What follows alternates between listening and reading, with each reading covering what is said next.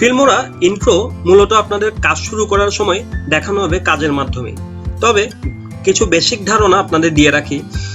So আপনারা যখন একটা ইন্ট্রো ভিডিও বানাবেন, সবার প্রথমে আপনাদের চিন্তা করতে হবে আপনার ভিডিওটা কোন বিষয়ের উপর বানানো হচ্ছে। সেটার উপর নির্ভর করে আপনাকে ইন্ট্রো ভিডিও বানাতে হবে।